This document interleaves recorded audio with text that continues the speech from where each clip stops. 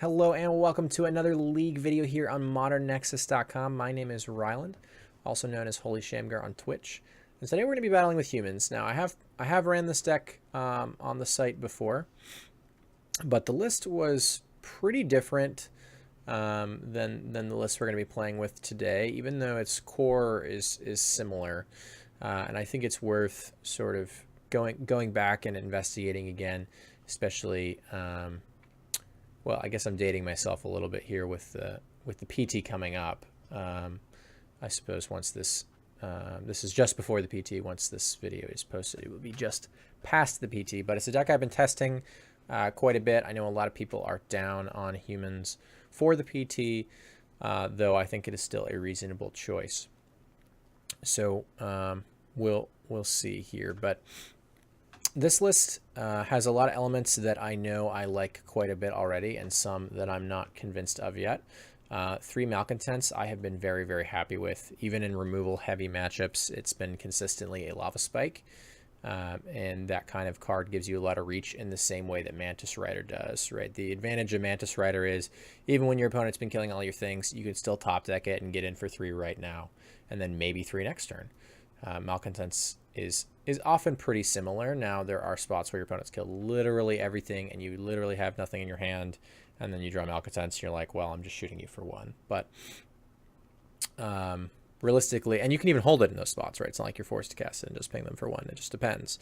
But the card has been quite good for me overall. I've been really happy with 3 main. I think it's the right number. As far as the other side of things, I'm not sold on these 3-man inspectors yet. They've shown up in a couple lists. I don't know what the right number is. I don't know if they should even be here. It's kind of nice in the Malcontent shell to have more 1-drops so you can commit more to the board early. And it's something that still helps in a removal-heavy matchup since it can replace itself. Obviously, there's some unfriendliness there with Ziggurat, but it's not a huge deal unless you have a bunch of Ziggurats.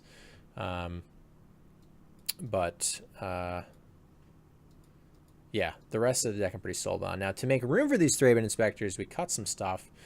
Some of the 3-man inspectors lists have been on no freebooters at all on the board. I haven't quite gotten to that point myself yet. I was debating quite a bit whether I wanted to play 4 meddling mage and 2 freebooters or 3 and 3. Today I just went for 3 and 3.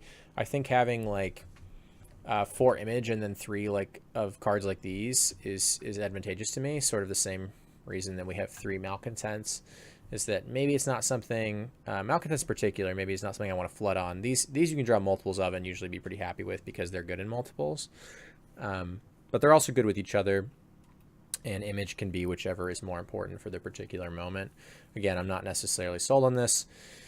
Just had to make room for the 3 inspectors. Cutting the 4th Thalia I think is acceptable. A lot of people wanted to be off the 4th Thalia anyway just because it was legendary. The fact is that it dies often enough and is powerful enough that having 4 is okay, but if I really, really need room on my list, I think shaving 1 is fine. So that's how we came to these 3 3-man inspectors. Shaving reflectors for Malcontents I think was perfectly acceptable. These come out in a lot of matchups anyway, and I think 2 to 3 is actually just really the right number here. Having something that closes games out a little better, like Malcontents, can sort of do the job that Reflector would do in some matchups anyway, and then is great in others where Reflector would do nothing. So I think I'm pretty happy with that. I originally had the extra 2 reflectors in the board, but right now only have room for 1 that I had to make room for these freebooter and meddling mage as well. And I do still want 4 of each of these total in the 75, no matter whether I play 2 freebooters, 0 freebooters, or 3 freebooters, 2, 0, 3, or 4, however many freebooters we play, because I think all of those are possible. I'm going to have 4 in the 75 total. Same thing with meddling mage, although I think 3 is the minimum number of meddling mage I would play, and 4 is the maximum, obviously. But as far as our board is concerned, like I said, we do have those sort of to round out those play sets, or at least 3 ofs in the case of Reflector Mage. We got a little bit of removal, which is still typical for even some of the, not the very earliest build of the humans decks, but sort of the next evolution. Cage sort of started coming up a lot after that. The deck really just did need a little bit of graveyard hate, and the fact that it's colorless really helps us, obviously, since our mana base doesn't easily support colored spells. Sin Collector, I think might even should be a 3 of, but the board's kind of tight at the moment. Card is excellent in grindier matchups. Renegades, some people cut down to 1, but I think 2 is just a necessary evil with how many artifacts there are in the format, though it can be quite clunky with your own Aether Vials if there are no other artifacts. This is not a May ability. You do have to target and destroy an artifact if there is one present. Static Casters are great. Some people even run 3 of those. I would not play less than 2. They come in a lot of matchups you might expect, X1 matchups, Affinity, stuff like that. Mirror Crusader is a point of contention. A lot of people really like to cut this card. I'm down to 1 right now. I could potentially see 2 over the 3rd Reflector Mage, though I think 3rd Reflector Mage is just more versatile. But Mirror Crusader doesn't come in a ton, but when it does, it's very, very good. And I think 1 of is still okay for that. Even if I'm not citing this in that often, when I am citing it in and I do draw it, it's incredibly impactful, and I think that matters. So I'm going to leave that. And then the Zathra Necromancer for the grindier matchups, or especially matchups with Wrath of God effects, things like that. So that's what we'll be running with today. We'll see how it goes.